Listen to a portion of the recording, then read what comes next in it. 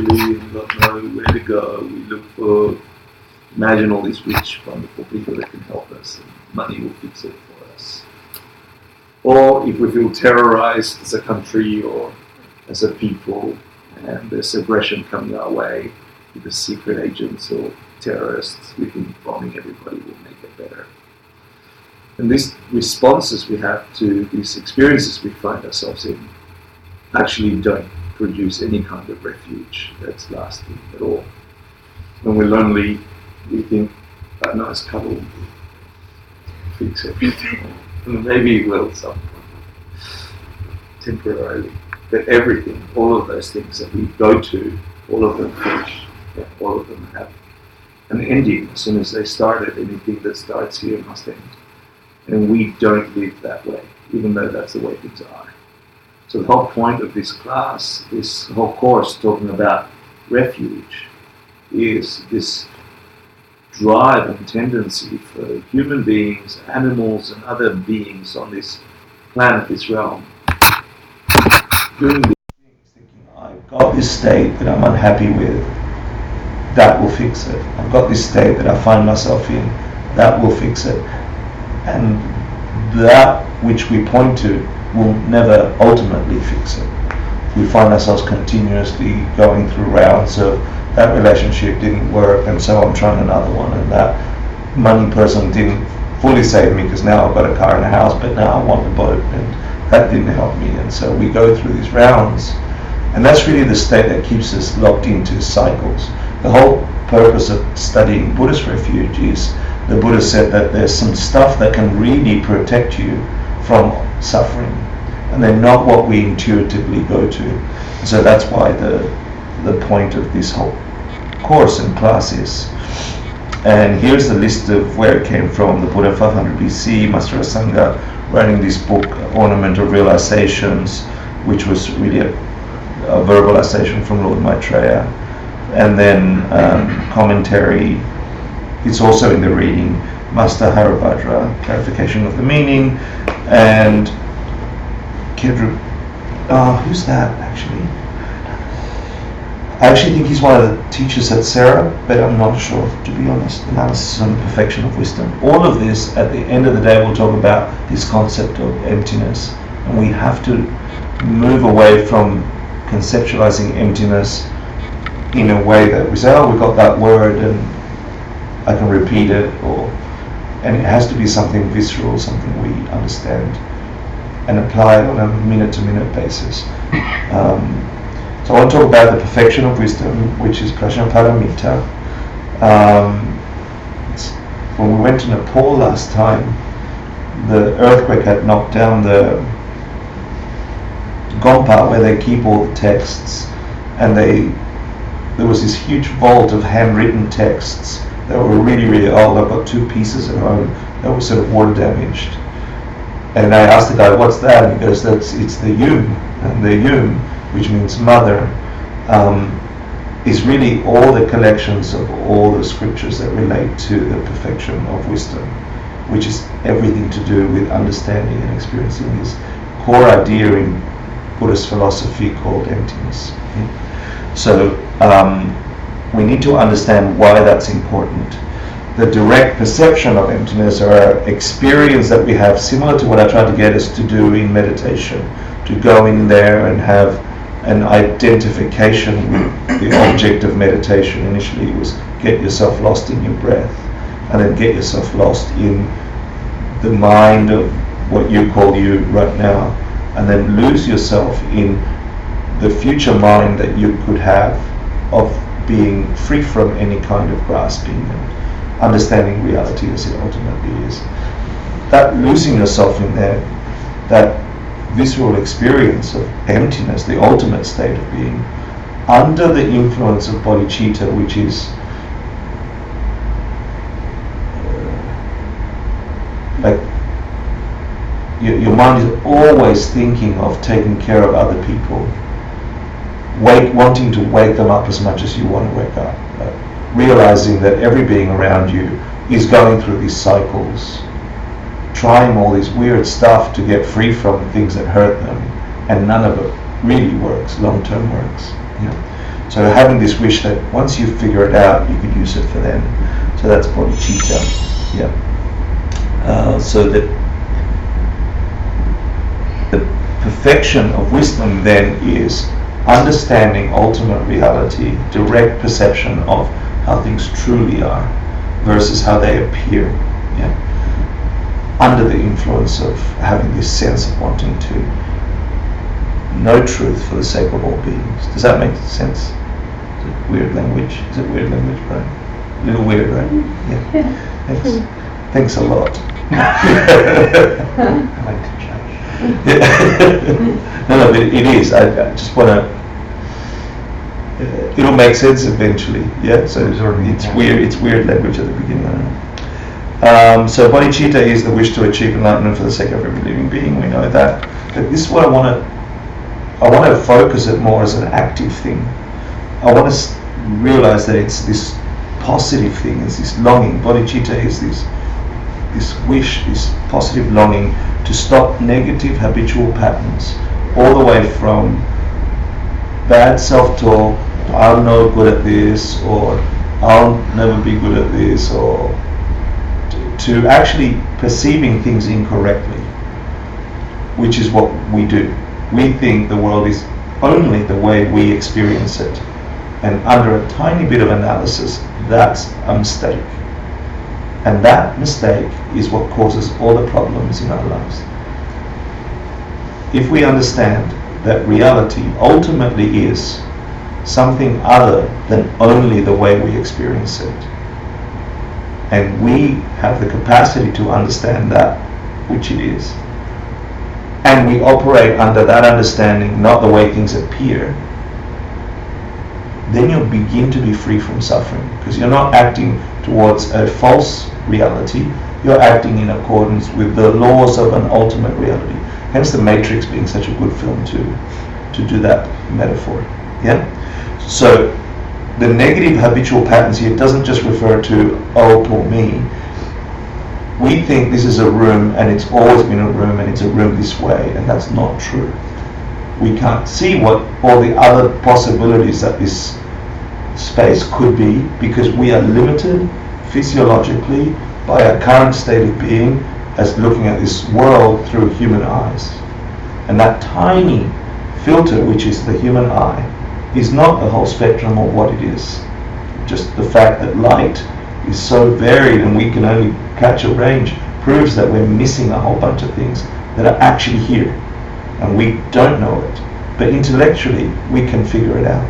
Yeah, that's something that's possible for us. And if we act on that knowledge and not act only on what we experience as truth, then we begin our path out of suffering, path out of cycles of negative habitual patterns, because those patterns of acting in the way towards things as they appear are what causes us to continue tripping over those things. So, and here I put that we tend to escalate despite ourselves. Some of our negative patterns, when someone triggers you or hooks you, some of the times you lose it, when you get angry, frustrated, jealous, want to take stuff from people, all those things come as a kind of escalation for us. You know, I can push you a little bit, I don't know you, right, but I can push you a little bit, I can push you a little more. At some point you'll be hooked into it, and despite yourself, even though you go, I don't want to make a scene or whatever it is, you're going to do it. I just saw it on the train coming here. There's two guys just bumped into each other. They could have just walked away from each other, but they didn't. They went, what the, and then it started, and the whole train station just focused on these people yelling and like screaming at each other's face like that. You F and this, and you F yourself, and you suck my this, and no, you suck mine, and no, seriously, it was like, there was this lady laughing next to us, but it was really loud, and despite themselves, I mean, they could have just continued, right? And that will have repercussions. Everything that occurs here must have a repercussion. That whole thing will have a repercussion for them in their minds and in their reality for the next couple of hours, and then ultimately, because it's imbued in their mind. So it's really to stop our negative habitual patterns, especially the ones we get triggered. Yeah. And always knowing that we get free. If we get free from this, we will certainly be able to help others stop as well. Because everybody really doesn't want to hurt. I mean, everyone doesn't want to just lose themselves in anger, hatred, frustration, loss, and all these things. And it is possible to not be triggered or taken up by those. So there's two forms of the wish, bodhicitta. There's one in the form of a prayer, which is really like, I want to, you start thinking, you're wishing this thing. And then there's another one in the form of action. You begin to wish that you could help people. You sort of pray all the time or imagine that you could all the time. And eventually that mental thing will develop into you actually do something to help others. You sort of, when you have this transition from it being just a really good idea to biting the bullet and begin to do activity to help others, it takes some time to get used to it. But then if you're doing it correctly, meaning with wisdom, it becomes this kind of pleasure that is difficult to compare to with other things. So first of all, it comes as a wish of intellectual going, if I hurt, other beings like me must hurt. If I want to get out of that hurt, other beings like me, I wish I could help them, you know. But then when it becomes action, it's a completely different thing. You know, it's a really beautiful thing to embody that. Technical definition, deceptive form and ultimate form. It just means these actions and these things that you do out of the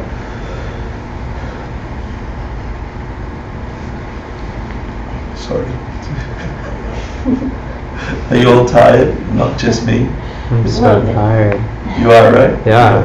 I know. Really trying to keep up. Me with too, it. I see you there. Yeah. It's important. So try. Yeah, I am. Okay, cool. Are you going to talk more about the forms? Not very much. One, it just means that this wish in the ultimate form is really emptiness directly, having the experience of emptiness directly. When you're reading scripture, the ultimate form of the wish, it just always refers to the direct experience of emptiness. When you talk about the wish in its deceptive form, the sugarcane, bodhicitta, and all those things that they talk about, it just means you're out there trying to help that person in the subway not get upset, but you're really thinking that they're self-existently out there. You're really thinking that you're helping them, and it's not that way at all if you go under analysis. So it's just a technical definition for understanding scripture and the rest. What about conceptualizing emptiness? That would probably go in the deceptive form as well.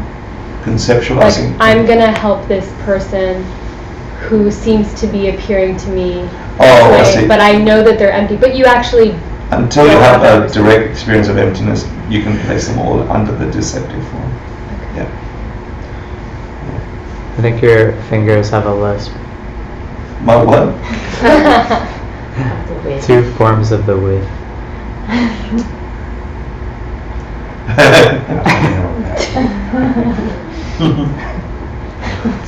Two forms of the width. Thank you, Stephen. Now I'm engaged. I know. That's good. So let's talk about, you talked about the objects of refuge. Now everyone's engaged, thanks.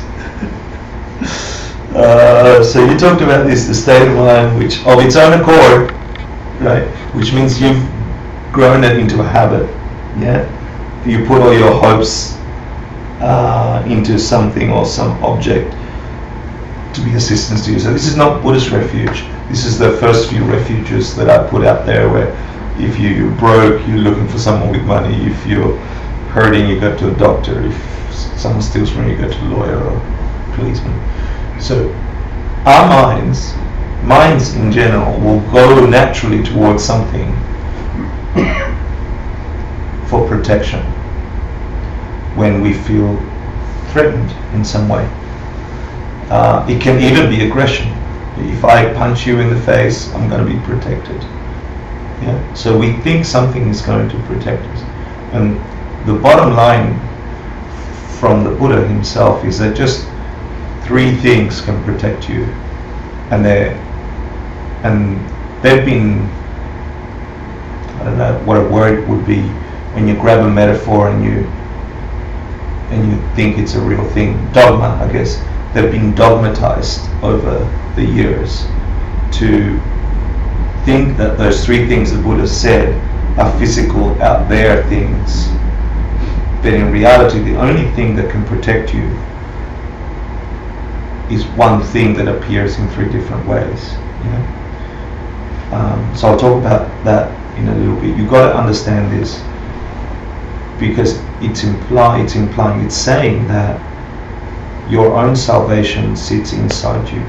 Your own freedom from absolutely any state that is negative, completely any state, including death and aging and all the negatives that go along with those things.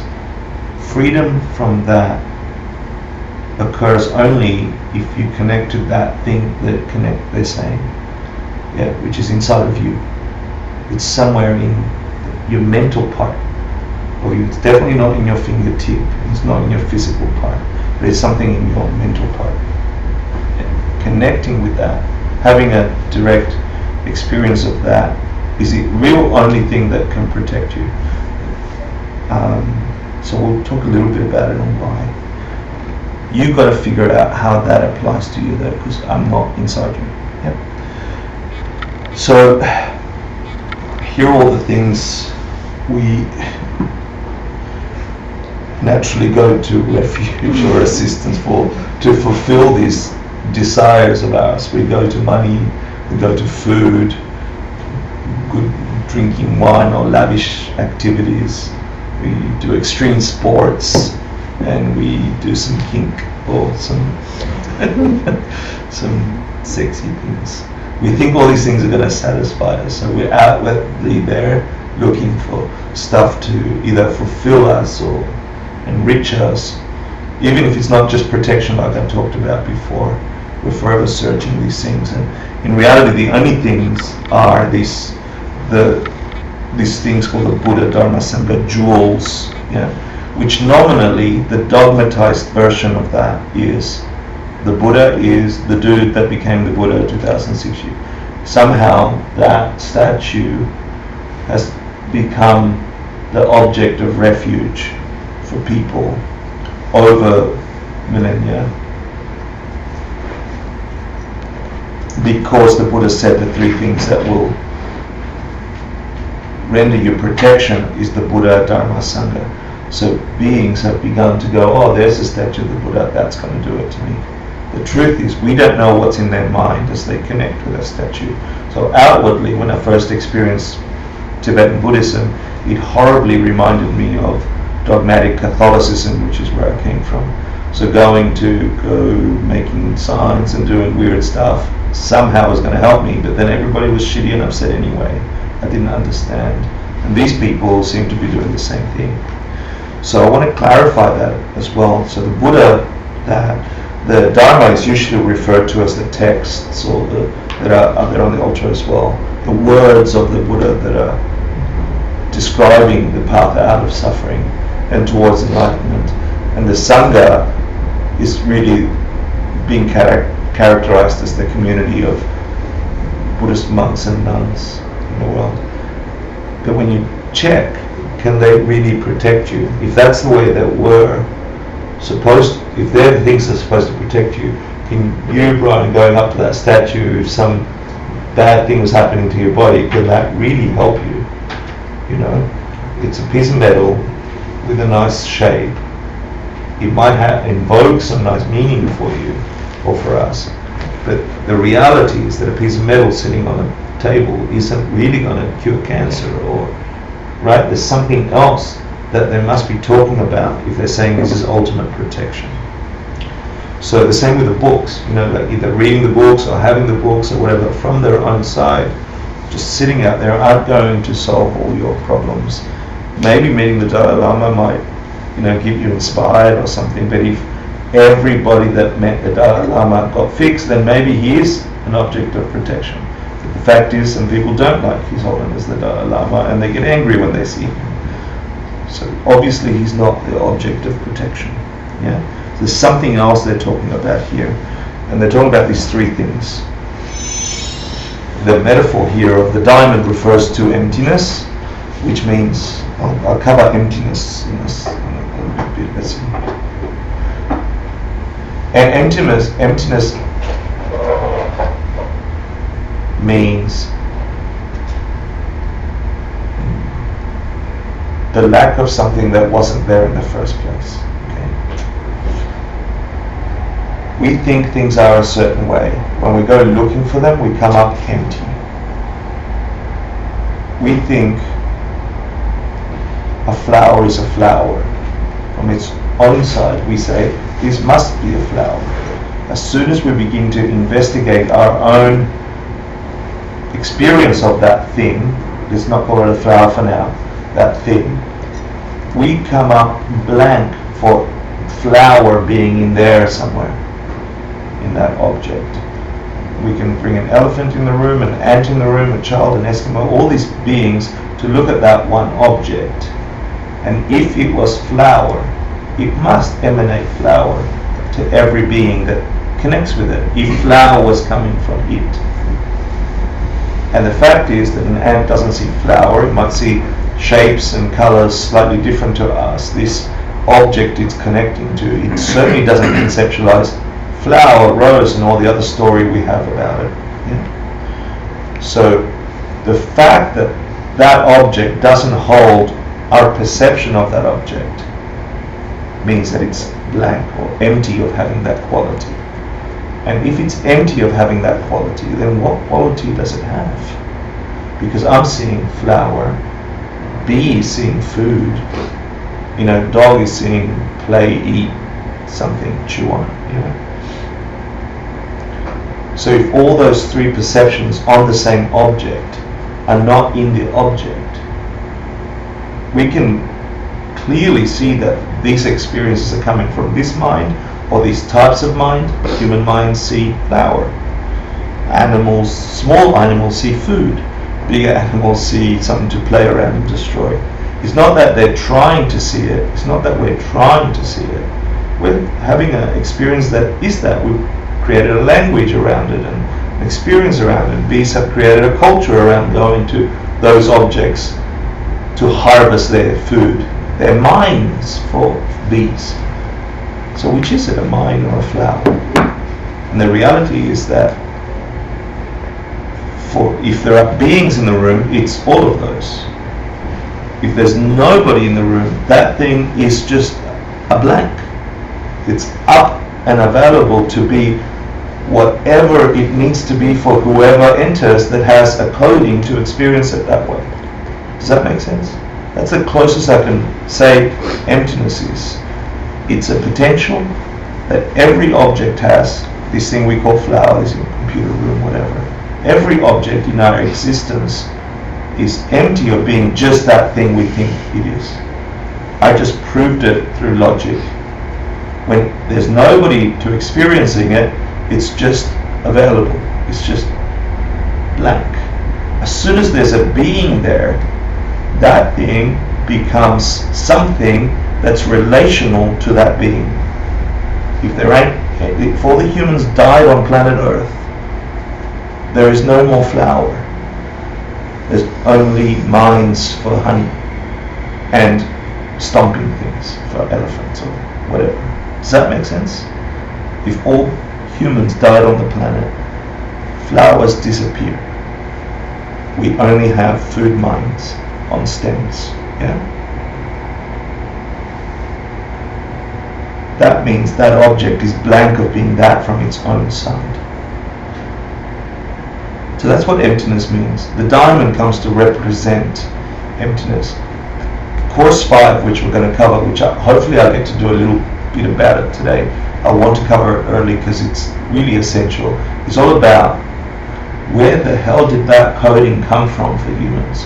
Where the hell did that coding come from for ants or the rest? That coding we call karma.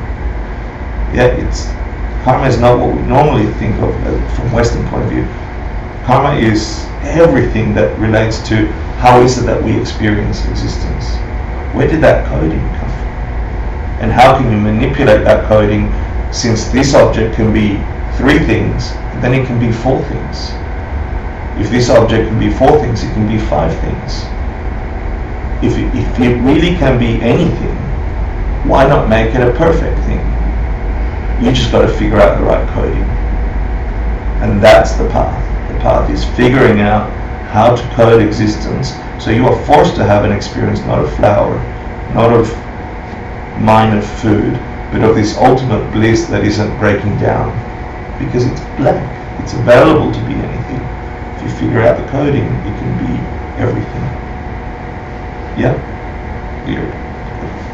So the ultimate sense of Buddhist refuge is realizing the emptiness of the Buddha, the emptiness of Dharma, and the emptiness of Sangha. Yeah? Or finding that idea emptiness in these things. Now walk through it quickly. But it basically means you're walking around whenever things piss you off, whenever you feel crunched, whenever you feel hurt, whenever you feel at a loss, exhausted, tired, whatever, you go to refuge, right? We're a little tired. So I think resting is going to fix it. Sometimes resting doesn't fix it, because you're still more tired when you wake up later. Yeah. So it can't be the source of fixing it. It's got to be something else. And this is saying the only thing that really creates an ultimate refuge is the Buddha jewel, or emptiness of the Buddha. Specifically, the emptiness of the Buddha's mind, which means the Buddha is an enlightened being free from suffering. They got enlightened. Something awesome happened to them. Yeah. They have no more pain. They're freed from the cycles of samsara and suffering. They no longer feel any hatred. They no longer experience any separation between things. They're not lost in this suffering realm.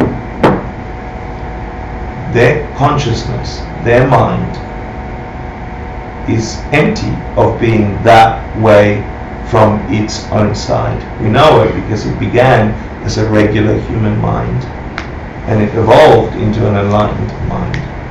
The fact that it evolved, that it changed, means it wasn't a fixed mind, a mind of a human.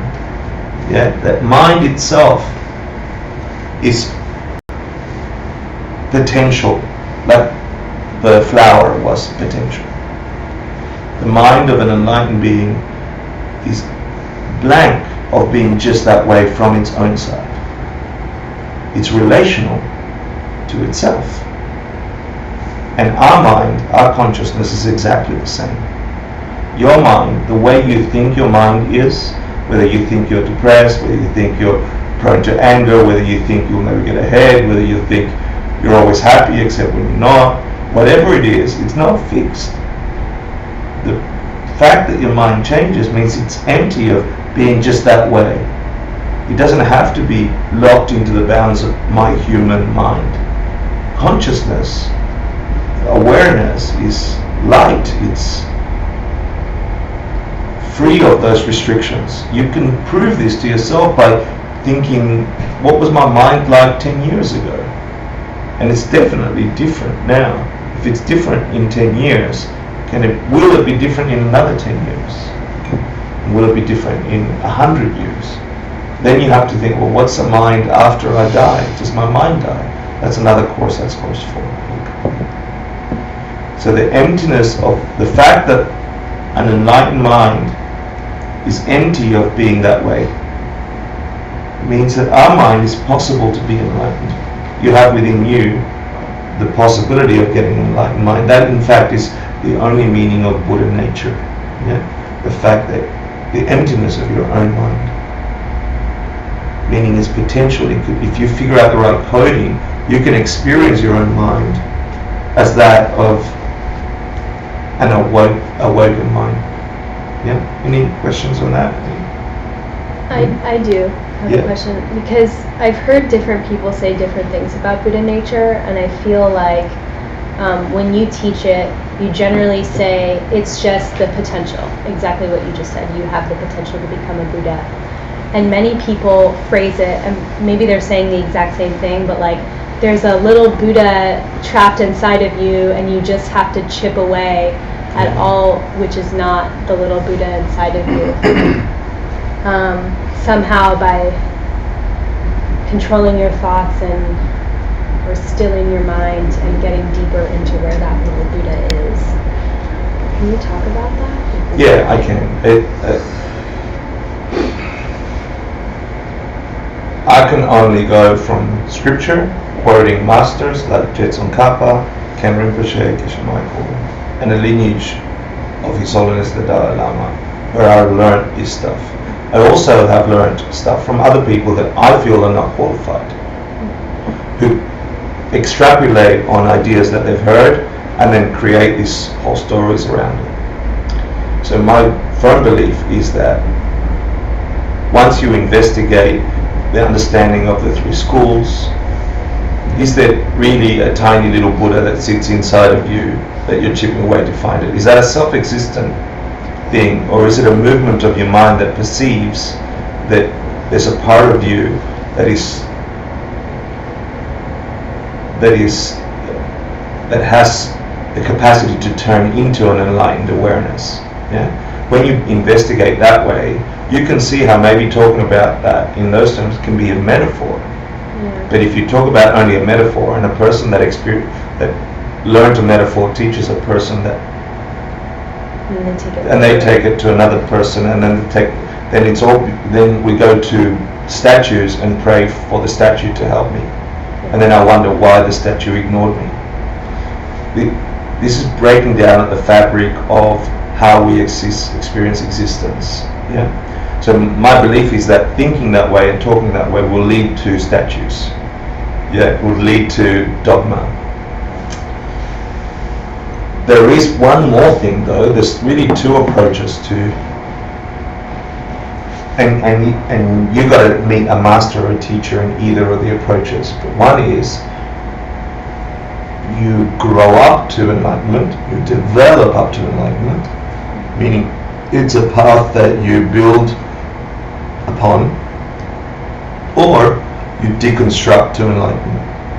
Yeah, and that's more the Nyingma practices that I'm not an expert at. I've only talked to a few masters and so on. So yes, there is some nature in you that you end up deconstructing, and then you find yourself in that state. I can't talk too much about that. I was just thinking about it. Maybe it's just another metaphor, but like when people are like, your innate Buddha nature. Yeah, that's kind of what I was talking. Yeah. That's kind of what I meant. I mean, and even here you're saying like Buddha nature is emptiness, and emptiness is emptiness of your mind. Yeah. Sure, but we're just to say, well, emptiness of your mind. Sure, but emptiness of something is the emptiness of something, right? There's no difference between the emptiness of something it's empty. The emptiness by itself is relational to an object. But everything is empty. Yeah. Right, so when we're getting, like, the direct perception of emptiness, I'm talking about that, like, the innate Buddha nature, or emptiness, like, this thing that does not exist, the lack of anything, can be, in the positive sense, your innate Buddha nature, right? So like, to describe this lack of something that you're uncovering, or right, so that you're chipping away at, in the positive sense, it could be just your innate Buddha nature. I guess if you meditate on the idea enough, you have to come to emptiness. Even if someone's postulating that an innate Buddha nature exists, because you keep having to say it's not this, it's not this, it's not this, and you'll slowly chip away until there's. Yeah, but see, you've just applied this teaching on emptiness to meditating on your innate Buddha nature. My experience of people that have said that, and I've met people in Australia, in communities up in the bush and so on, who are sitting there looking for their little tiny Buddha inside. They don't have that understanding of emptiness to begin with, to chip away at. Right. So they're sitting there really thinking, or like only applying our you're applying Majjhimika Prasangika view I'm saying if you forget everything we taught you here, and you go out into the bush of Australia and you met somebody that's going, I'm looking for my little baby Buddha in like somewhere here, they've got no idea. They're creating dogma. This is what I'm addressing when I answered your question. Yeah.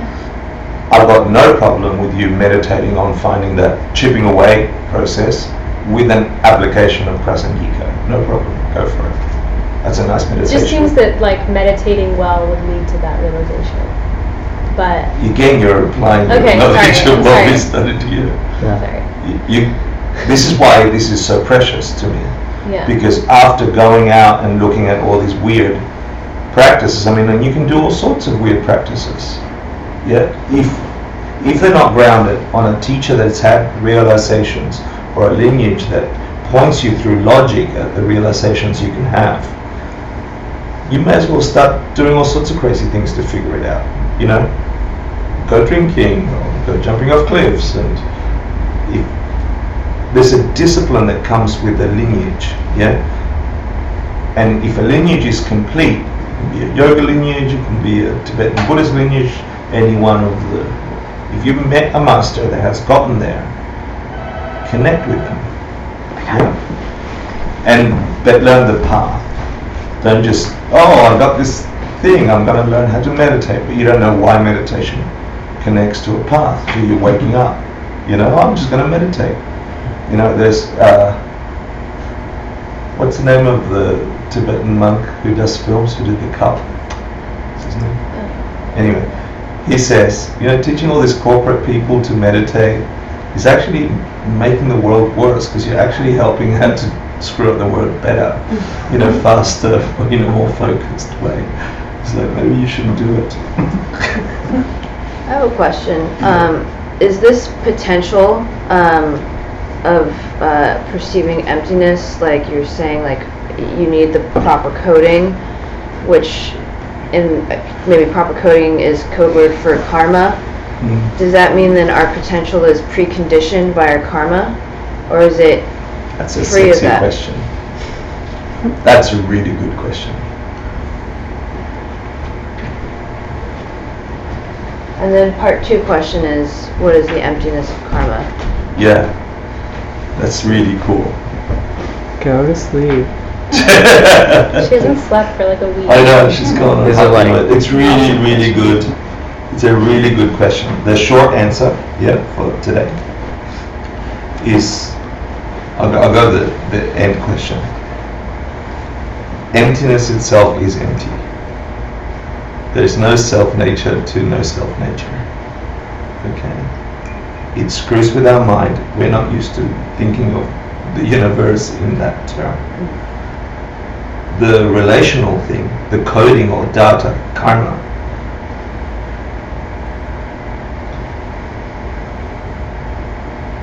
is also empty. This is the emptiness of courses. We did this in the last entire course that we did.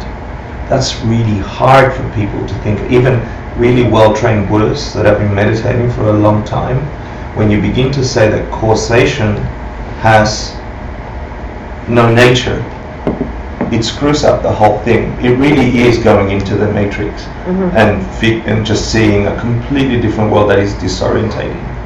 If we're at that level, if we can intellectualize that and put the seed in there in our minds to go, wow, I can see how that's possible, that's a really good mental seed to plant. That's a karma that will develop into something.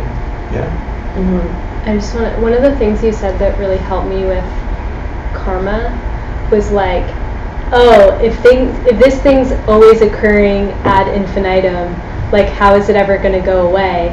Because it's been caused and caused and caused, and like I can't stop it from. And then I think it was you that said, well, which came first, the chicken or the egg? All you have to do is smash the egg, and there's no more chicken, and there's no more eggs. So that really helped me. Anyway, just wanted to share that. So even like, I'm just wondering, sorry. Put it to sleep. I'm sorry. Like if something bad happened to us or whatever, and we're like, that's my karma. even like saying that or perceiving that, isn't that like deceptive nature or deceptive form of what we were just, I don't know what the last slide was saying, like. Yeah, okay, so everything in our existence is deceptive reality. Deceptive reality. Everything. And all that means is that you are filtering some existence through your five senses, six, which are human coded.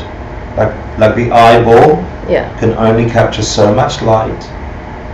And that seems wonderfully big enough for us to have this 3D multicolored experience. The reality of what's in this room that emits light, all the way from UV, ultraviolet, to the range we can see, you can fathom mentally, but you can't really imagine. You don't have the hardware. So the stuff same with the ear, same with taste, same with touch, same with thinking. Human minds are, at the moment, in the conditioned form that we arrive as humans, are conditioned to place things in a certain way, different to animals. We think that whole pasting of that data through our tiny little filters is reality, and that's bullshit. You know it through logic. Right? Yeah. I don't know, that kind of makes me reject karma. Like, it almost makes me feel like I'm bound to like these situations and the way I relate to it because the explanation is karma. But I feel like I'm so much more beyond that. Karma just means movement of the mind. It doesn't mean you're blamed for something or anything like that. Okay. The fact is you are beyond that, but at the moment we're trapped in this. That does not mean you can't get out of it. The fact you will get out of it whether you like it or not. That's factual. And you weren't always this anyway. I can rewind your existence 20 years and you were not this shape. So were you that or are you this? Who are you? This changing you is karma. Karma is your continuous perception of existence. Where did that coding come from? I'm going to get to it in when I get to it, but I really like your question and what you posit. Okay. So Buddha nature, or the emptiness of the Buddha's mind, is exactly the same emptiness as the emptiness of your current mind. Buddha jewel, sorry, which is Buddha nature. Cool. Buddha jewel. One of the three things that can truly protect is remembering, understanding, experiencing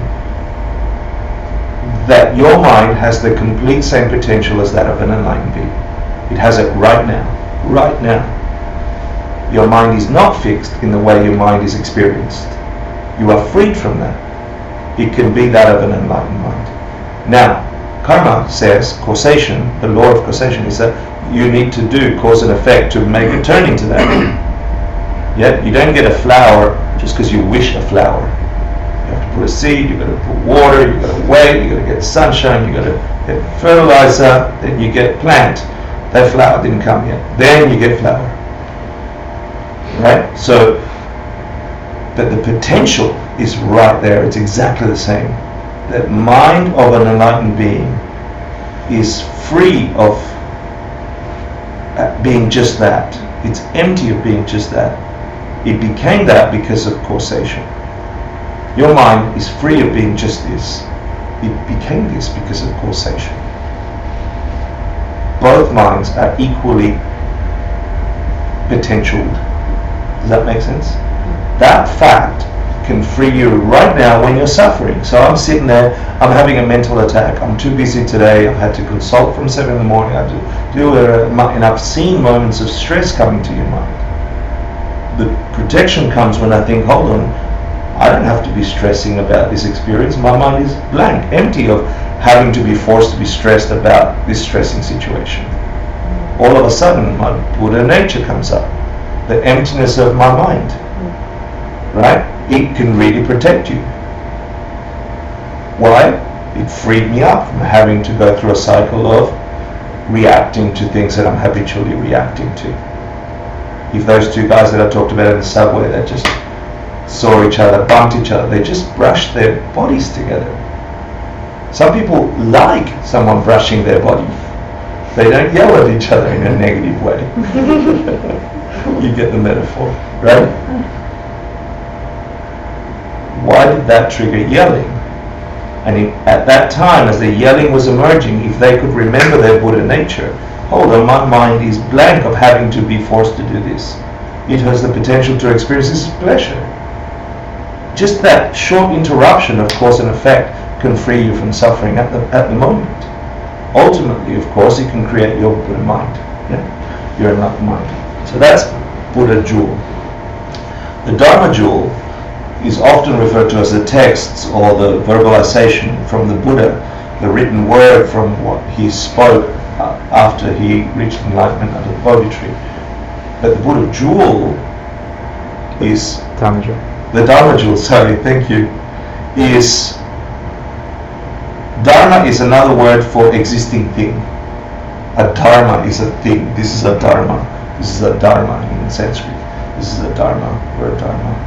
All these things are dharmas. Yeah? The ultimate dharma, the dharma that umbrellas all dharmas, the things that is encompassing all, is the fact that all things are empty. That all things are potential. This ain't brick by itself. This is only brick when you got humans in the room. Yeah? This we did that exercise with the flower, right? Flower is not flower. Flower is only relational to the coding that meets it, and humans have similar coding. That's why we're called human. This is what's beautifully upside down compared to our system in this Eastern system.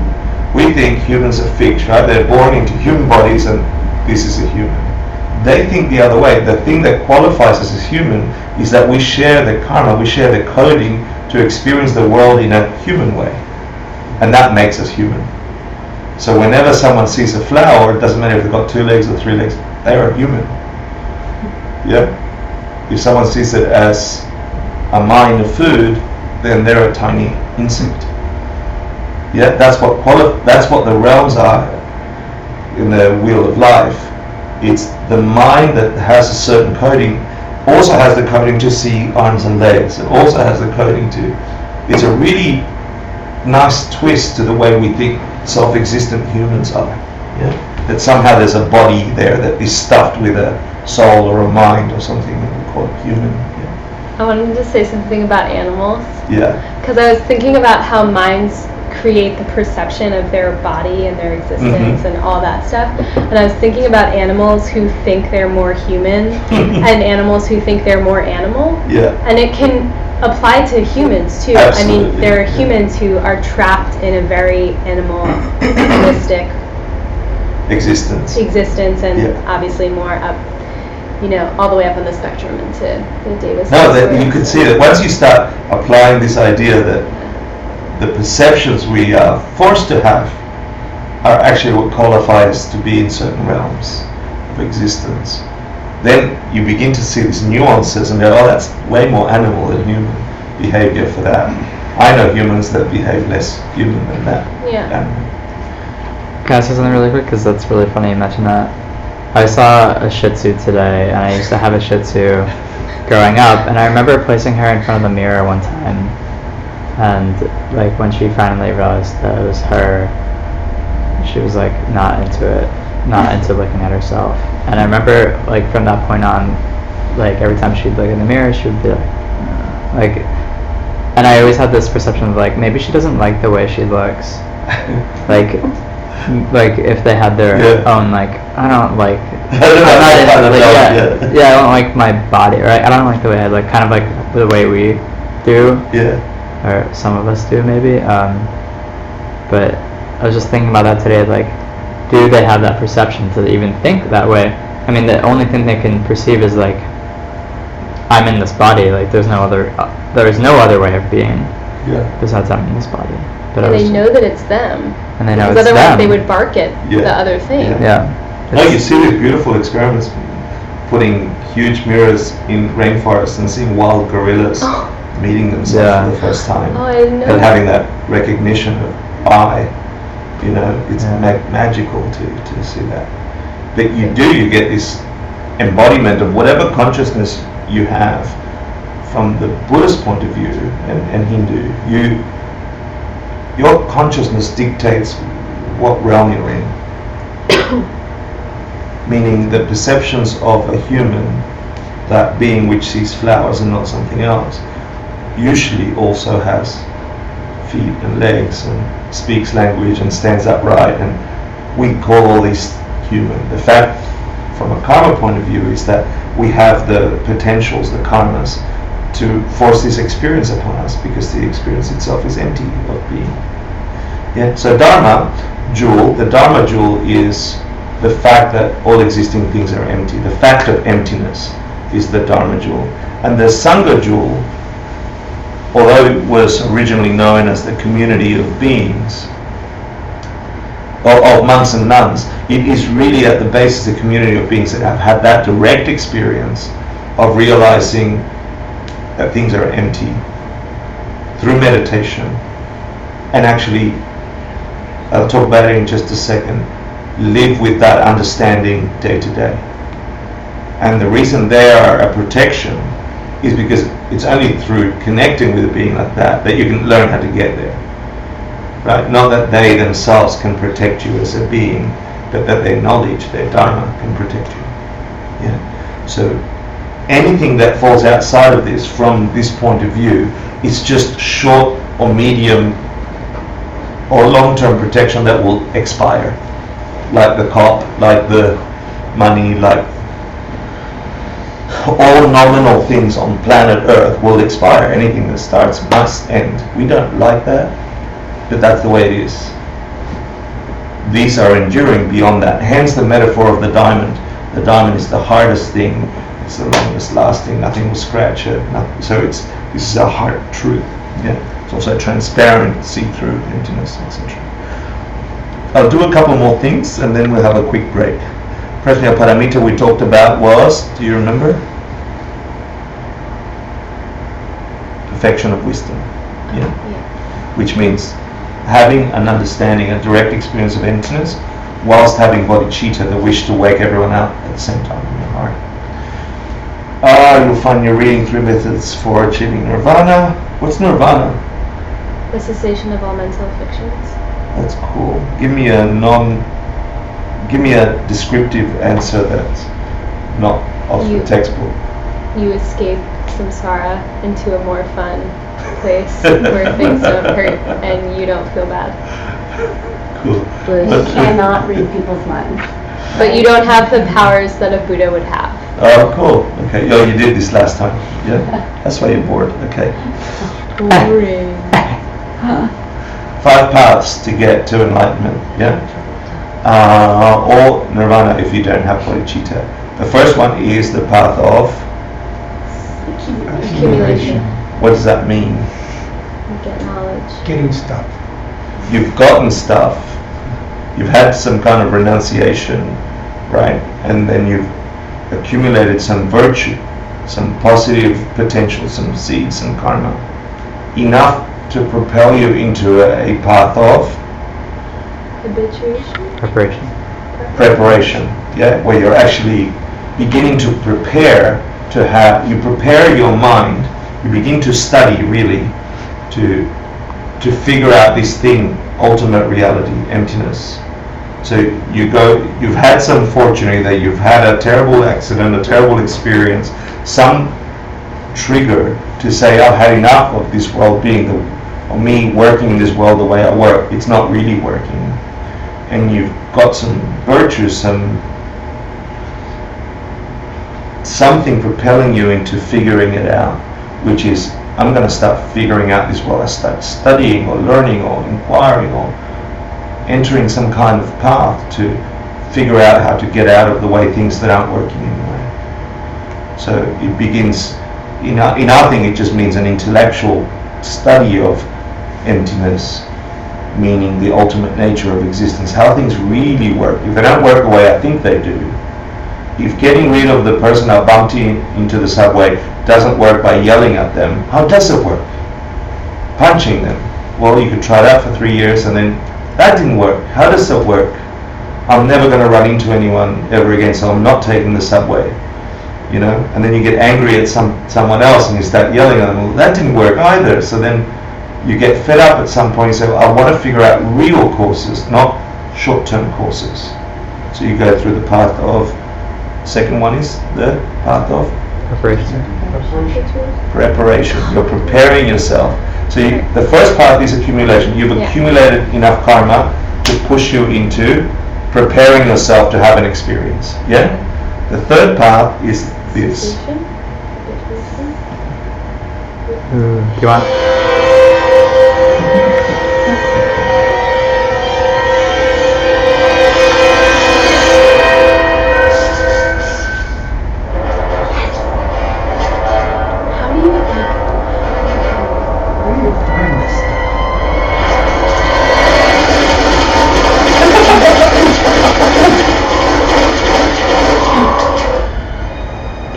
I want to watch this tonight.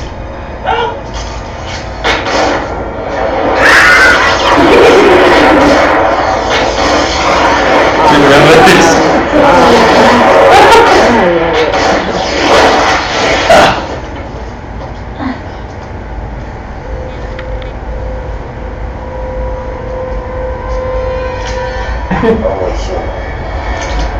Dodge this. Okay, so that was just because it's the first time he got to experience this as a real thing. He knew about the Matrix, but this is the first time he actually got to have a visceral experience of it. Right? Not yet. Wait, that was the first time that he. I'm just putting it as a metaphor because it was the only clip at the front. Shut up. But what I'm saying is at that point he actually had a real, I'm in this thing, look at me, I can move in this new world. Yeah? So I'm liking that to a direct experience of ultimate reality. Yes, you've been shown the Matrix. Yes, we studied emptiness. Yes, we can intellectualize it. Yes, you've been taken and shown from the outside. But this is the first time he's in it.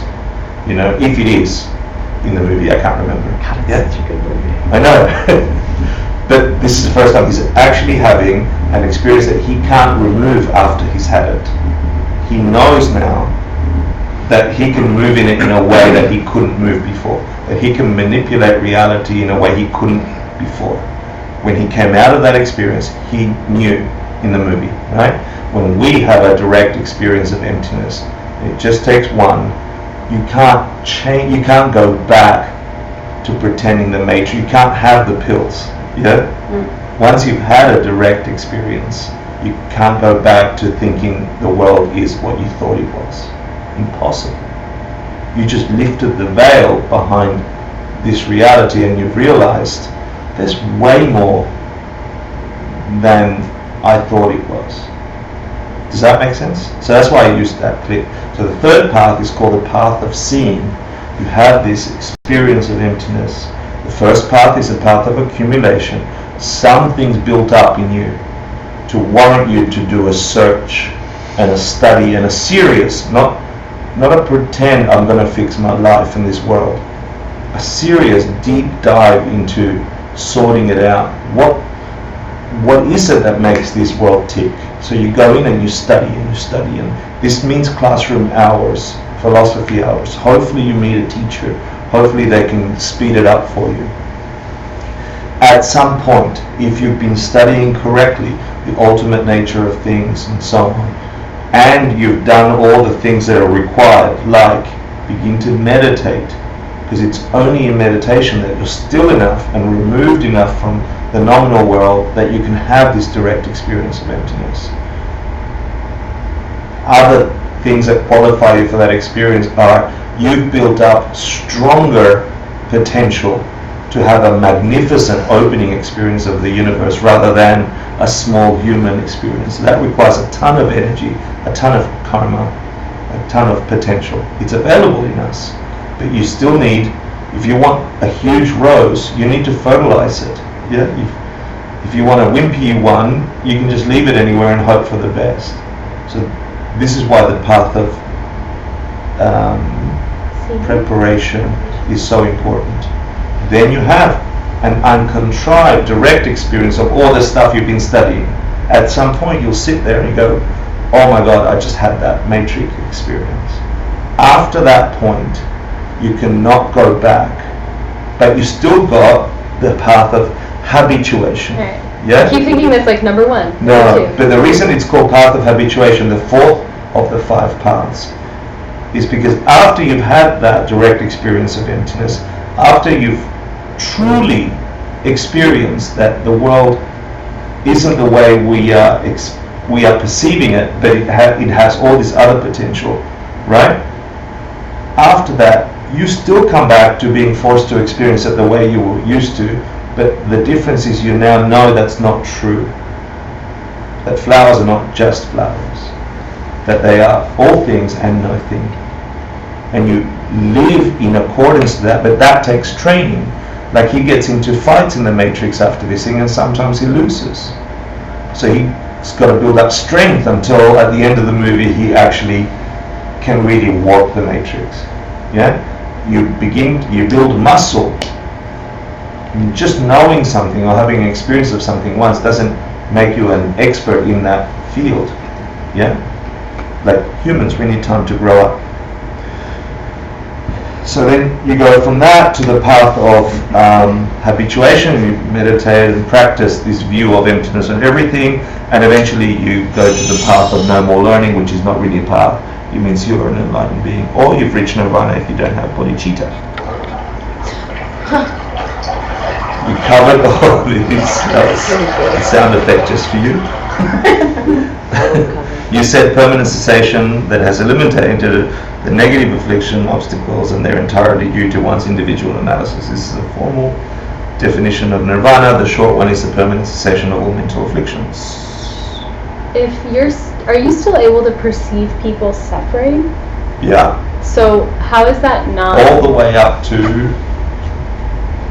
Buddhahood. And even when you're a Buddha? Not in the way we think. Right. So I guess I'm wondering, like, I feel like I've heard this come up before at some point. Like, if you've achieved nirvana, but there are still beings around you, because you can achieve nirvana without bodhicitta. Mm-hmm. No, that is what enlightenment without bodhicitta is nirvana. Right. Yeah. Okay. Sorry. And then there's people around you. So do you just not care? Like, you're not having a mental affliction. So what? Bliss, right. It's, think about it like, it's not in like the way that we do things, because we're so used to hearing compassion. Right, of Think about somebody that like just goes and meditates, and they're just like really eradicating all mental afflictions, and they're not doing it for everyone else, but they're really just doing it like to get rid of mental afflictions because they know that they should. Like they're really just. Well, just because they want to feel better. But I guess the question. So it's sort of like that. Think of it this way. When a child hurts their knee and they bleed a little and they cry like they're going to die or they've been amputated, yeah. And you as an adult know that you just have to do this. I'm going to clean it up for you. You know they're going to be okay. You know that eventually that will go away. It'll transform into something else. You've had a broken piece of your skin on your knee before, and you know it heals. You know you'll just continue. It's that kind of view that you're not affected in the way I'm suffering for you because you see people suffering around you. You know that there's a way out of suffering. So it's like, oh, you hurt your knee again. It'll be okay. Again. You know, and again and again and again. Until you figure it out, it'll go like this for you. But to be lost in the suffering of that, which is self-projected, you no longer have that capacity to do that. You have a kind of compassion for them. I think even people in lower nirvana have that peace when they're. So the example could be bumping into someone on the subway. It could cause yelling. Yeah. So that nominally arising moment, bumping, could cause suffering. Yelling. Bumping can also cause pleasure. Yeah, if you're really into it. I think that's going to be read up. Yeah. So let him in. You could also look at it as saying a person that's achieved nirvana will look at these nominally arising objects, people suffering, Right. and know that it's just another trigger for them to feel suffering. That part is no longer there. They can feel some other thing towards it, like a hope for enlightenment for them or something like that. But don't you have like a push after you reach nirvana to want to get? That's a good call. Yeah, the Mahayanist will tell you that once you reach nirvana, it makes sense. You'll eventually wake up and say, I want to do this for the sake of everyone else. So you end up entering the Mahayana path and reaching Buddha anyway, getting bodhicitta. Eventually, everyone must go there. Yeah. From a Mahayana point of view, and I don't know. Just want to cover that individual analysis here means the 4 arrow truths, or the 4 realizations you have after you see emptiness directly, which in essence are life is suffering, meaning everything that starts ends. We don't believe that, so we get surprised all the time and we get upset when things end. When nice things end, we are upset. When bad things continue, we're upset. Life is suffering in the sense that it's coded with a kind of disconnect with the way we want things to be. First article truth, the first teaching of the Buddha said this. The second teacher of the Buddha said that fire has a cause. That negative thing didn't just happen for no reason. You're not stuck in suffering forever. Suffering occurred as a result of a cause. Good things occur as a result of a cause. That suffering in particular has a cause. That's already getting you out of suffering. You can reach an enlightened state. It's a Buddha. Oh, it looks like it's Chogyam Trungpa because of like. Oh yeah, it does a little. Yeah.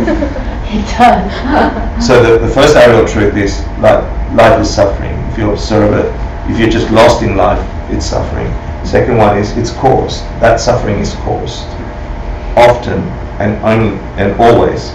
It's your own consciousness, your own mind. The capacity to be freed from that is already inside you. There is a way out of that suffering. It's possible not to be stuck in those cycles. And that has a path, a roadway, a way. And that path is the Eightfold Path, or these 5 paths that I just covered. Then in the reading there's all these types of nirvana. I don't want to cover them too much. Did you cover them? Yeah, great.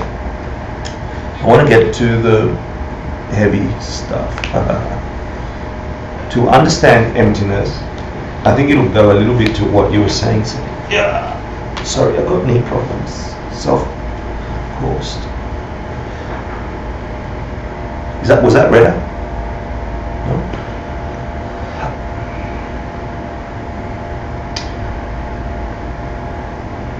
What are things empty of? Yeah, what is emptiness empty of? And so there's this whole study on the dukkha, the thing that wasn't the impossible thing, the thing that we deny. And so there's this metaphor in scripture that describes what it is that things are empty of, so I'll just cover it in a second. Yeah. The metaphor is that of a magician. And if you've been to India, you've seen some of these who they do these magic tricks and everybody surrounds this person usually with a snake or something like this. In this particular case it's a stick, yeah. And in this magic show he's a bunch of spectators, and then the magician casts a spell over everybody that warps reality for them, yeah, with this spell. Turns the stick into a cow. So then the perception of these beings is that that thing they're looking at is a cow. Yeah? in comes a bystander. This is all in scripture, by the way. In comes a bystander who wasn't there for the sprinkling. And, hey, how are you? Welcome. Who wasn't there for the sprinkling. So he's wondering what the hell's going on. Yeah? He doesn't see a cow because he wasn't there for the sprinkling. He sees what was really there, a stick. Yeah. What does the magician see? He sees a cow, but he knows it was a stick. Right? That's pretty cool. He sees a stick. He must see a cow because he was there for the spell, Yeah. but he knows it's a stick. So he's experiencing cow. He's sure it's not a cow, it's a stick. Good. You were correct. Look, I even put it there for you. Yeah? So, when we teach this in the long class, people get all convoluted and there's all these other subsets on it. But there's this story, this metaphor, and it's there because at the time there were lots of magicians doing these things around India, and even now you see them in Nepal. The metaphor is this: when we talked about the parts and having a direct experience of emptiness, the magician is a metaphor for a bodhisattva, a being that wants to reach enlightenment for the sake of every living being, who has had the direct perception of emptiness. They've had that matrix breaking moment. They know that reality as we experience it isn't really the way it is. It's a stick. It's not the cow that we're experiencing. Does that make sense? They've been able to pierce through the fabric of the way things are forced upon us as humans and understand that behind that sits some ultimate truth.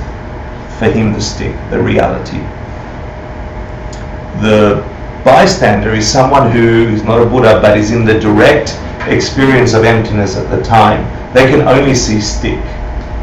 They are not even perceiving a false reality over the stick, over reality. And then lastly, the bystanders have never had a direct perception of ultimate reality. They can't even remember because they didn't cast the spell. They are lost in the false vision of a cow, confusing ultimate reality, the stick, for nominal reality, the projected cow.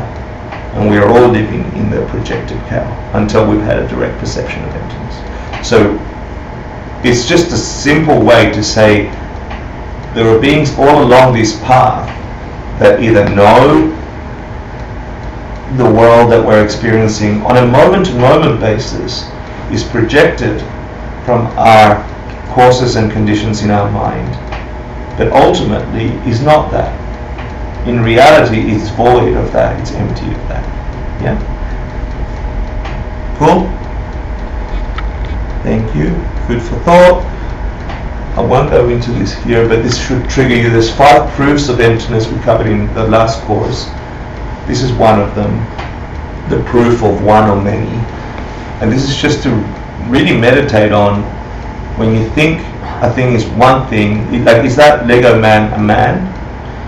A Lego man? And if it is, why is it a Lego man? If it's a Lego man, is it made up of parts?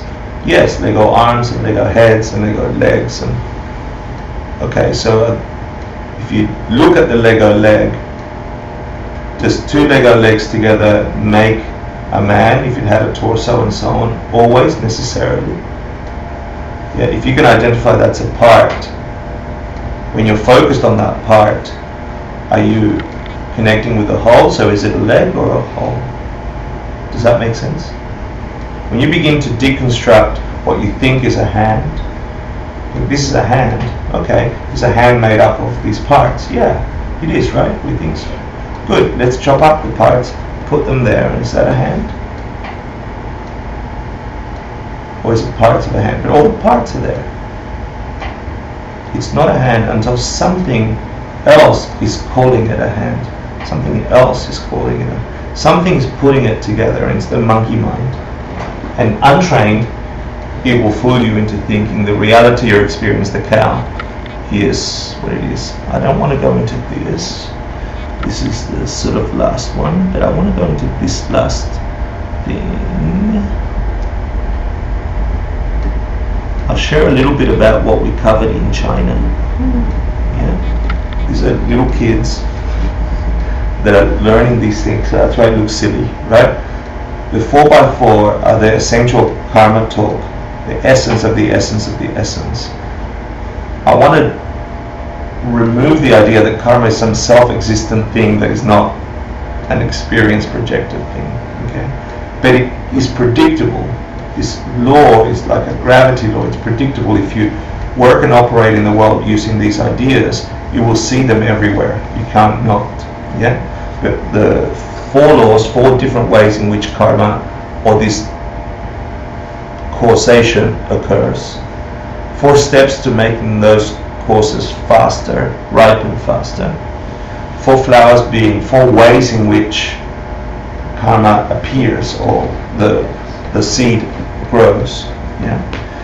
And 4 powers is 4 ways to 4 steps to short-circuiting seeds that you don't want to grow, to stop growing or to stop their growth. So these are the 4x4. This is the essential karma talk. First one is 4 laws of how seeds works, mental seeds, karma, 4 steps, etc.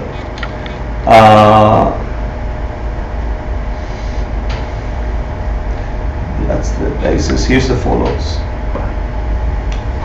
And this is simple, just food for thought until we meet again for course 5.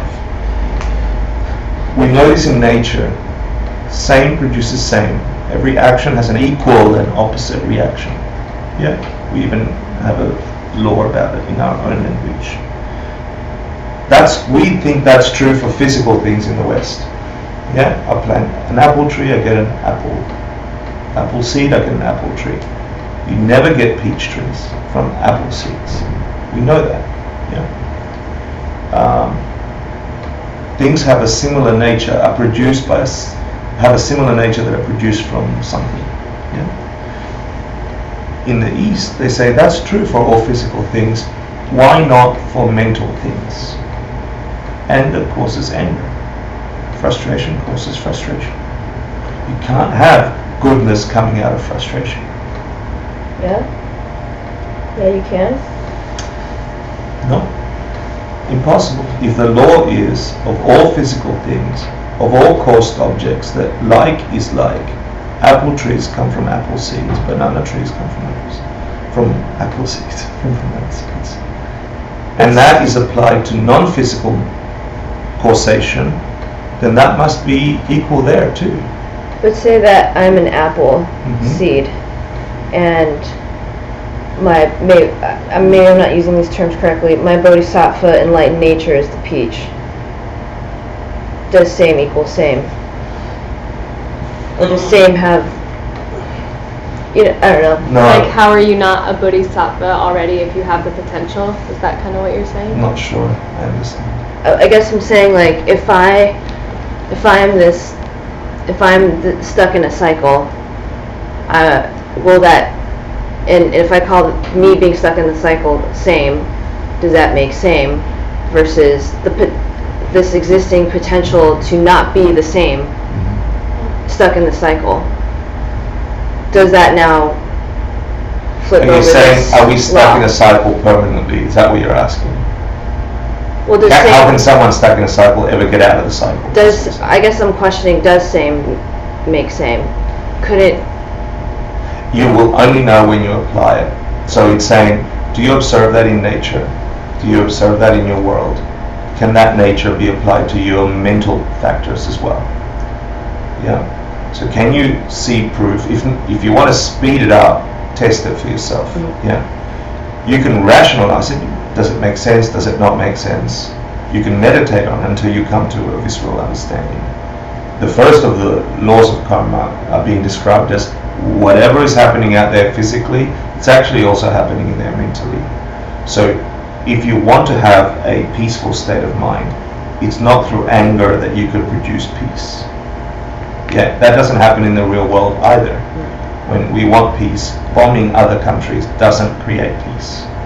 Yeah, it might delay some negativity for a short time, but eventually it comes back as war, as negativity.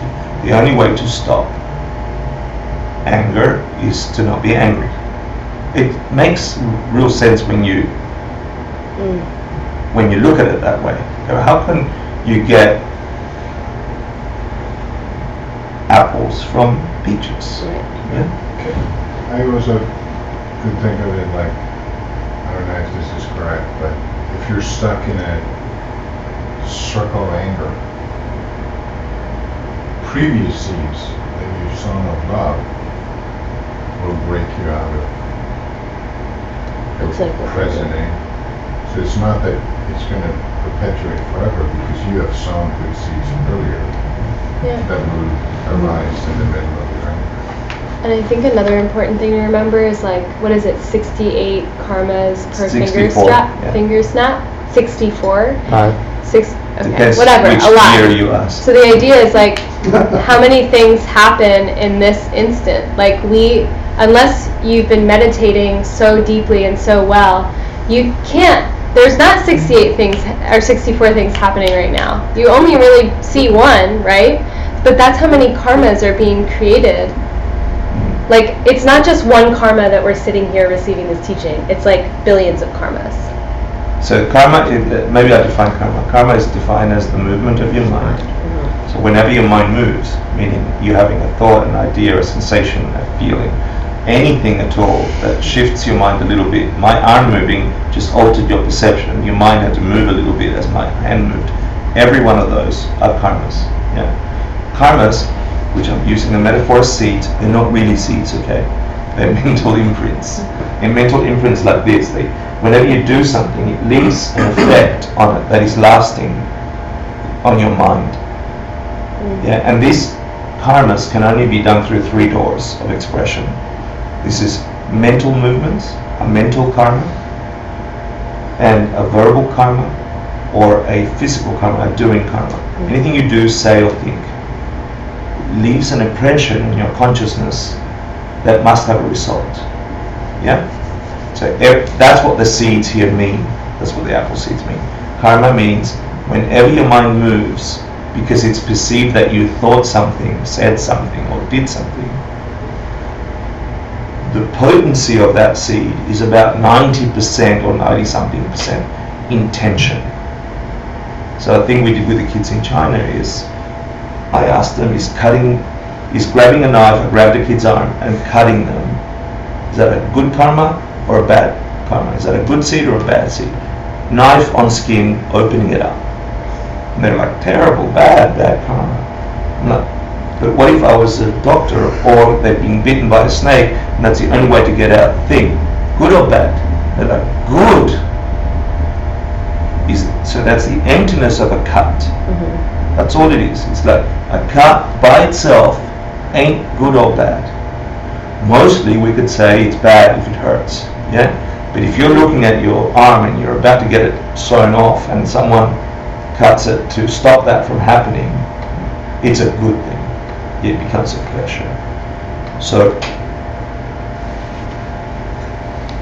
the intention with which I cut that arm gives the seed the potential. And if the polarity is positive, the result must be positive. If the polarity, the intention behind that action of body, right, is negative, the result, the imprint on my consciousness will be negative. And that sits there. One of the laws of karma is that same equals same.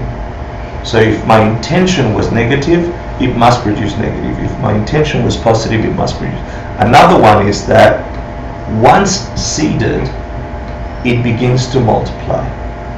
A tiny seed of an apple or a watermelon becomes this huge plant with huge fruit and huge amounts of seeds. Seeds multiply, imprints multiply, karma multiplies at the rate of doubling every day, roughly. Yeah, they say. I don't know. I haven't counted. Yeah, which means it's going to what he was saying. There's already stuff you've done on your life and it's sitting there multiplying. Awesome stuff you've done in your life with the beautiful intention, and really shitty things you've done in your life with terrible intention. Since you've been aware, they're sitting there multiplying in your consciousness, and it's what it's producing your experience.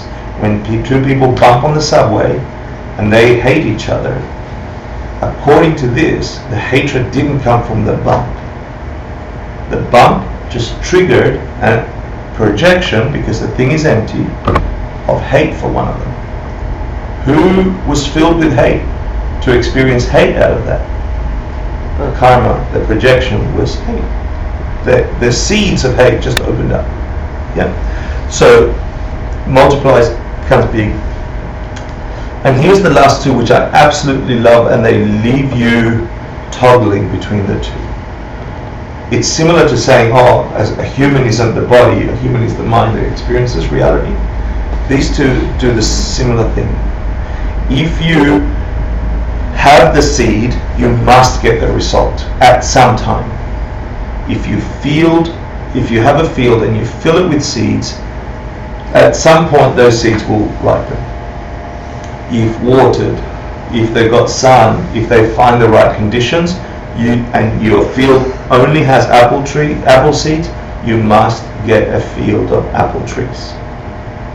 They will ripen because they're seeds, they're potent. If you didn't put anything under that dirt, ain't no way you're getting apple trees, even if you really, really want them. So let's flip that. If you're walking in the subway, you bump into someone, and that bumping creates a hatred in you, you've got seeds for hatred. If it didn't, you didn't, for that condition. Just wishing something isn't enough. You must have the causes. And then there's a science about making those things grow quickly. So these four become sort of habitual for people. The 4 steps of making a karma fast, I've just given you this as a quick lowdown so we can talk about it better and deeper next time and leave you questions in your mind, is you look at some result that you want.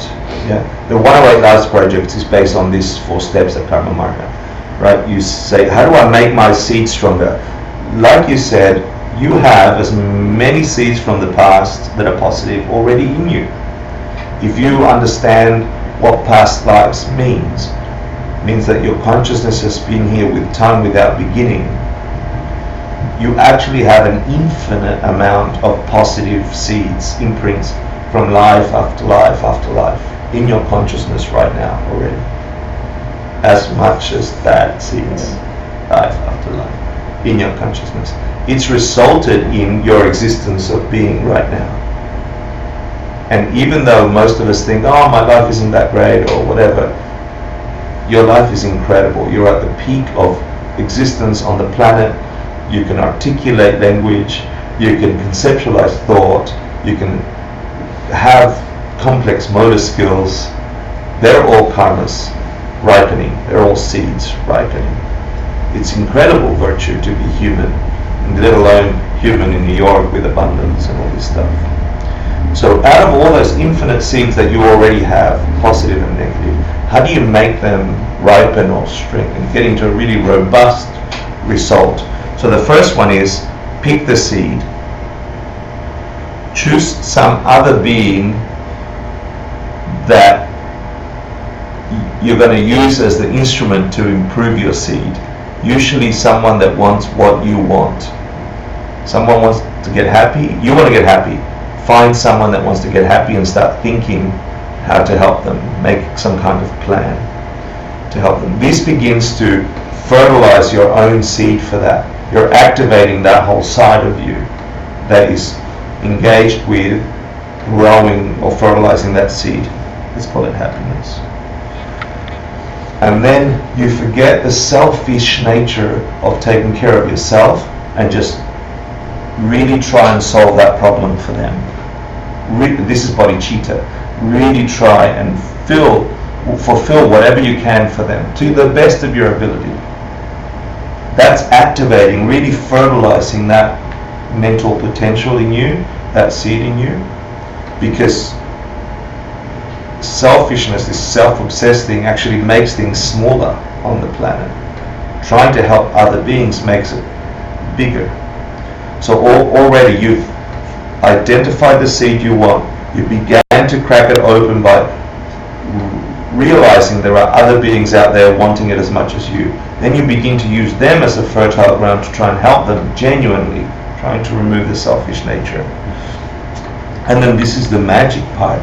You water that seed over and over and over by doing this thing called Tark Talk, which every evening at the conclusion of your day, as you go to sleep, you recount in your mind that motivation to help another, that true intent to forget yourself and I wish they really got what they wanted. I hope I helped them get happy. I know tomorrow I'm going to think I'm going to do that and actually feel joy, a positive nature, a really positive imprint, and fall asleep that way.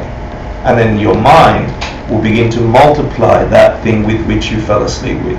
If you fall asleep worrying, you're going to wake up worrying. If you fell asleep watering a seed of virtue, you're going to wake up, and that's multiplying overnight. The nature of dream yoga. Yeah. So these are the 4 steps. The kids in China are getting fantastic at this. And this is the 108 Lives project. Do you want the other 2 of the 4, or you want to how they flower and how to short circuit? You want a summary, or you want to be done summary? Okay, that was the wrong button. Show me the summary. Show me the summary.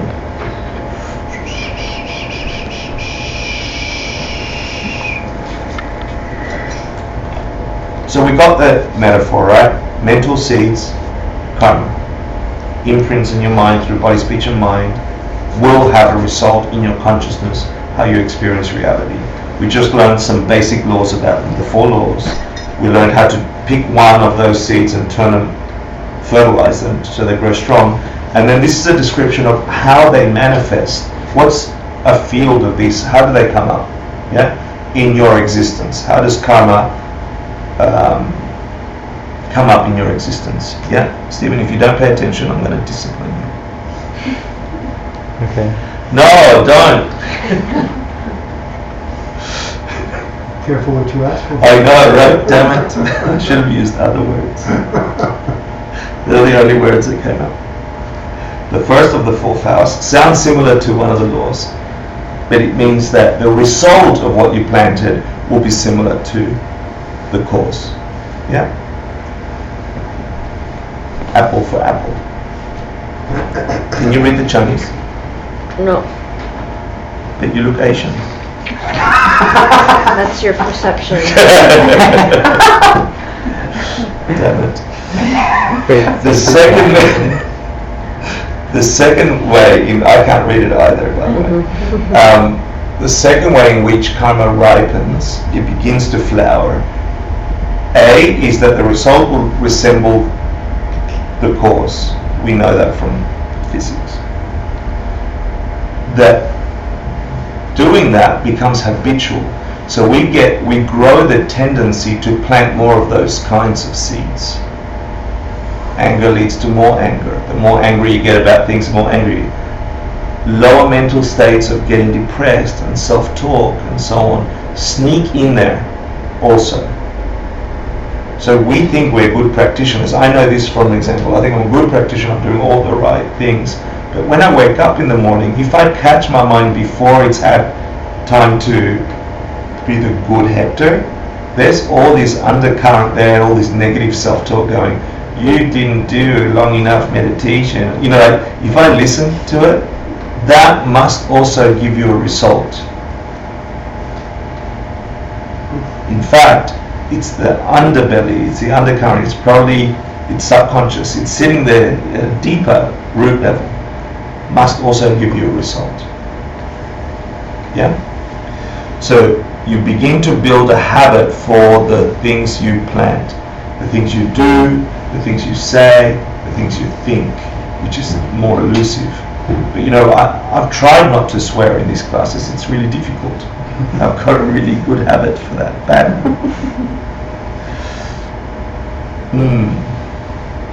This is the other interesting thing. This is the environmental result. It flowers into the beings and world around you, conducive for you to do that thing again. You find yourself in life situations, family situations, relationship situations, countries which support that habit which you've planted.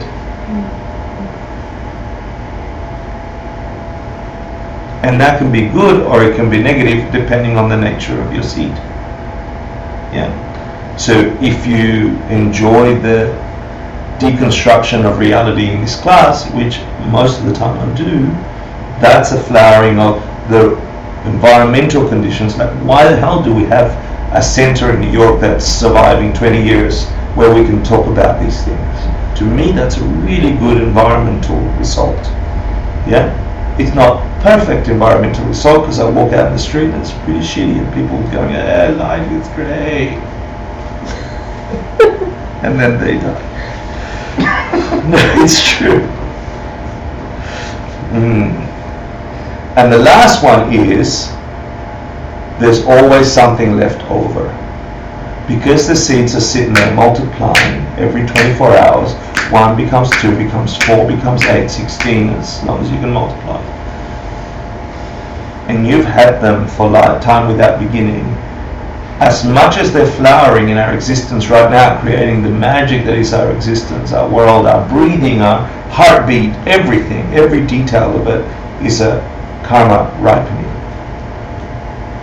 As much as they ripen, what happens to a seed after the tree comes out?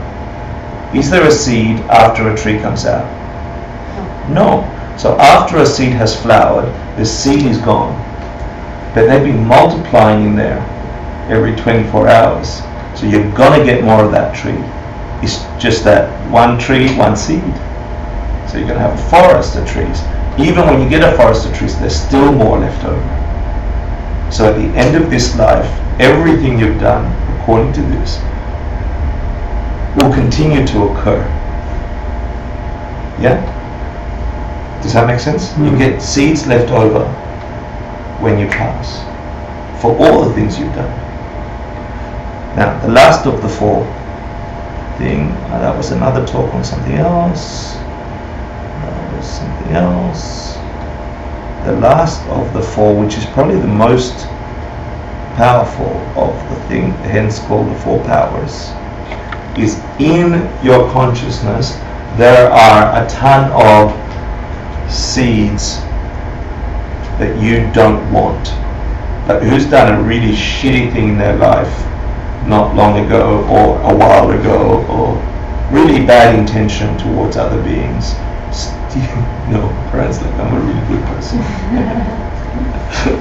Never been selfish. No. Perfect. Yeah. If this is true, they're sitting there multiplying and must grow. Remember, one of the laws is, if it's there, it must result. If it's not there, it won't result. So how do you stop a seed from growing? How do you short circuit it? And this is the 4 powers. The first power is remember emptiness. Understand that things are not fixed, that seed can be altered in some way because it's a projection from you. It doesn't mean it doesn't exist. It means it's available for transformation. Yeah? How is it available?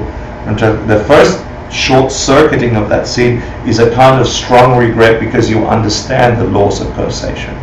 You go, hold on, I did do that shitty thing, and if I don't fix it right now, if I don't get a sense of urgency, some kind of regret in you, that will just grow wild. So I want to capture that, so that tightens around the seed. The next one, which is the thing that makes this process work, is restrain yourself from doing that again.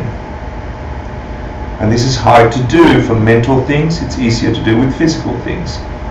If it's punching people, say, I will not punch a people for a month. Yeah? Or whatever it is. If it's killing bugs, I will not kill a bug for however long. Try to keep the promise you make. If it's something you can make for a lifetime, like taking vows, so no intoxicants, so your mind isn't weird and so on, then that's okay too. For mental things, like I promise, I was really jealous with my partner, and because of my jealousy I acted weird, and then they experienced weird or whatever. That's a negative imprint. Jealousy must create more jealousy in your life, which means more weirdness, right? You don't want that in there. You want to clean it up. So you've done the kind of realizing that, okay, that's empty, that can transform. I regret that, I don't want it to grow. Number 3 is like, I promise not to be jealous again. You can't promise not to be jealous again forever, because that's going to come up. So you try and say, I promise for a period, right? Or for an event. Next time he brings over his ex-girlfriend, I'm going to make my efforts not to be jealous. So you prepare yourself like someone doing practice, yeah? And you use that as an exercise to keep that promise. And that begins to really tighten on the habitual pattern of having the same kind of jealousy all the time, yeah? And then lastly, you want to put on top of that seed a bunch of good seeds that counterbalance it. So to counterbalance jealousy, what's the opposite of jealousy? Trust? No, like Love. rejoicing in the happiness of others. Of others' relationships or something? Yeah, in particular like that. You look for, say, okay, I'm going to, in rejoicing in other people's relationships, I know that my neighbor or my friend or whatever has had trouble with their partner. I'm going to secretly buy them a ticket to the movies together, or send them flowers, or do just one activity that will express that joy in your mind, and you've just planted a really positive thing. Who's going to get the result of that positive thing, even though you've sent them flowers or sent them to the movies? You are. It's in your mind. It's going to continue to grow. Does it work quite like that though? Because that's not really rejoicing. I'm saying you choose what it is that is the antidote for. I'll give you a classic that Ken Rinpoche used to do, is shooting someone killed. Worked at a butcher's or something, and so he was killing animals all the time, and then he started studying these things because I don't want to kill any more living creatures, you know, what should I do? Oh, that's right, he was in Vietnam and he bombed a couple of people. He didn't know whether he killed anybody or not, but he thought he might have, because he was just spraying gunfire everywhere. So Ken Rinpoche says, oh, you know, you got that neighbor that's got sheep that puts them to slaughter, go grab some of those sheep and take care of them until the end of their natural life. So this guy just, as one of a big strong karma, which is possibly killing a bunch of humans, he just took care of 4 sheep and really made sure they had a beautiful life until they naturally passed away. So try and match to counterbalance. For jealousy, I don't know, what's the opposite of the context of jealousy you're feeling? Well, it's like jealousy is like being angry when other people get what they want. Yeah. So if you rejoice when people get what they want. Yeah. Perhaps even help them to get what they want. Yeah. Just be proactive in creating the circumstances whereby they get what they want. So that works. Does that work? Yeah, body, speech, or mind. Yeah, and I guess it's that more works. powerful if you do it in mind and body. Well, if you do it, then you will know that you did it. It won't be a distracted mental thing. It will be a thing done. Yeah. Without So knowing. saying or doing will also do the mental. And you will. Because it has to be motivated. But more than just that, it uncovers what's behind the reason why I'm jealous. So I can say I really want to clean it up here. The action allows me to educate myself about fundamentally how do I get caught into this scenario. So I now know about jealousy and myself. So that's a deeper understanding that I can carry forward. I like that. And that can lead to really helping other people. You get to define what the opposite might be. Well, there's correlations that, you know, we have a list of the top 10 negative deeds, how to counterbalance them, and then you can deduce from them. But You know, I like what you said. It's not just oppositional, because this is what I'm trying to say. What you do is you change it from oppositional, which is always going to have that dynamic, to complementary, which is this requires this. So now, hand to glove, I have an opportunity because of my affliction to get merit, and that's what I'm saying foundationally, and otherwise you become much larger than the problem. Okay. Now that's a path towards omniscience. You're getting the larger picture.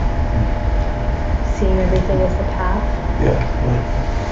Okay, so that's what I got for you today. Thank you for sharing. Any questions? Good. Let's go. Questions? No. There you're Said asleep, no remember? questions. Oh, okay. No. Do you have a question? It's okay, I'll save it for later. You sure? Yeah. But you might die. But you're holding all the Yeah, balls you might up. die. Ask the question. I might die.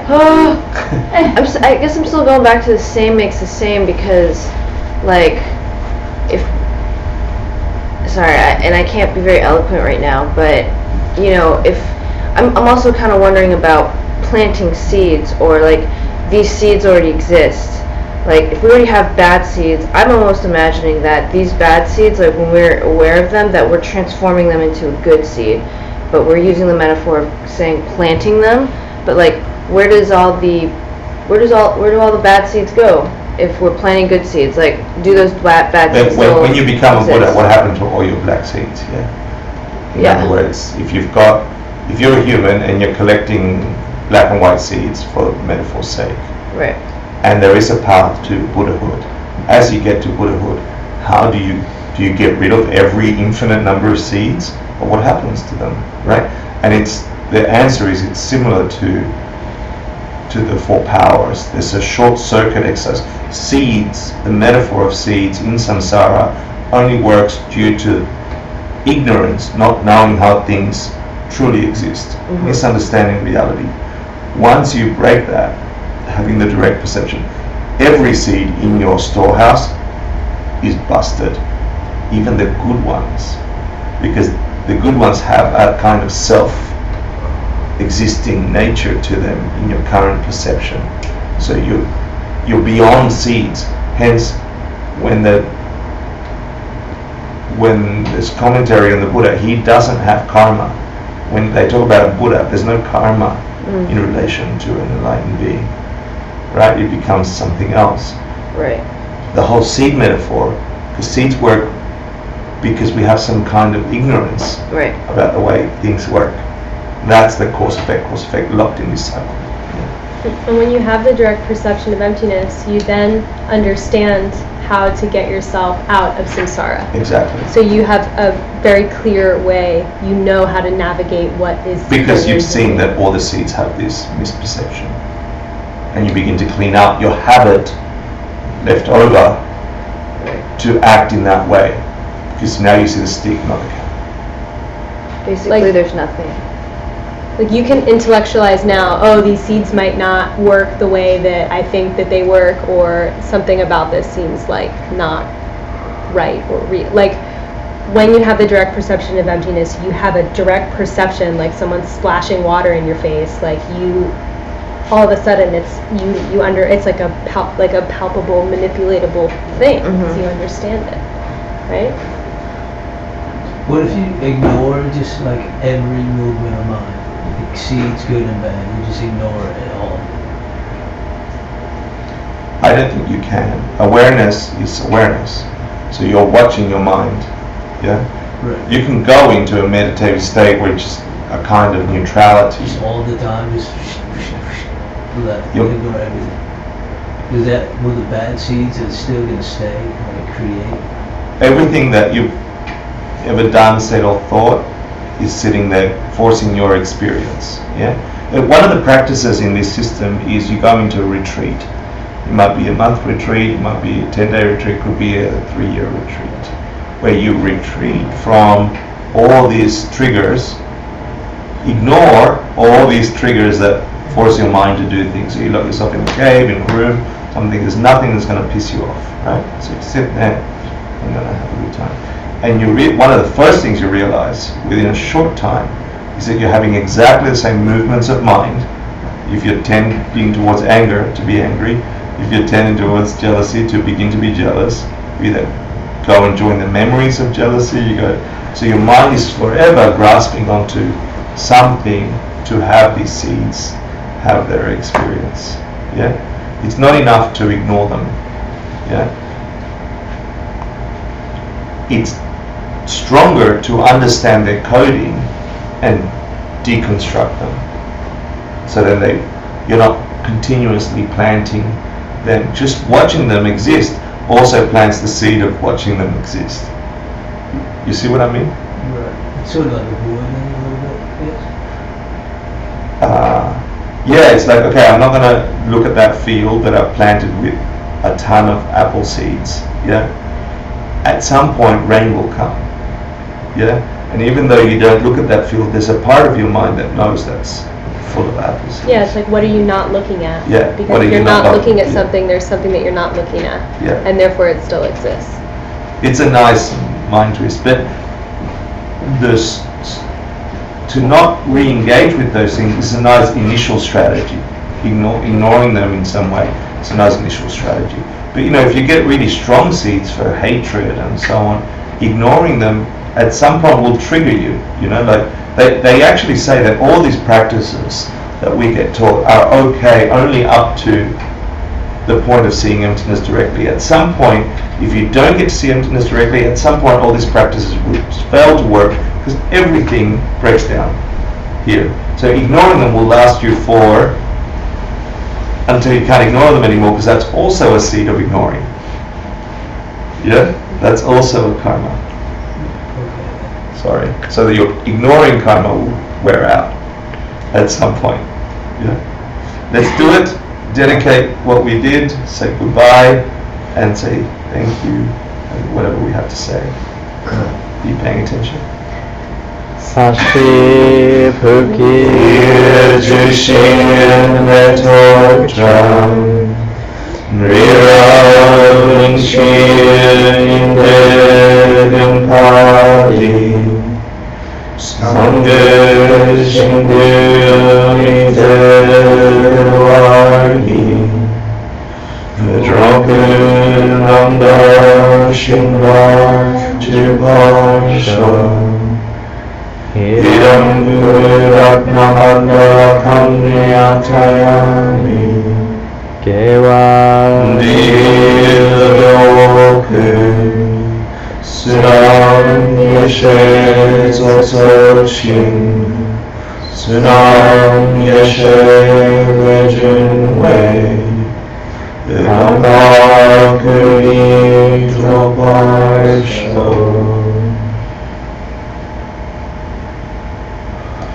Thank you for spending a cold winter evening in this room thinking about really cool stuff. Thank you. Thank you for teaching. You're welcome. Thank you. Thank you.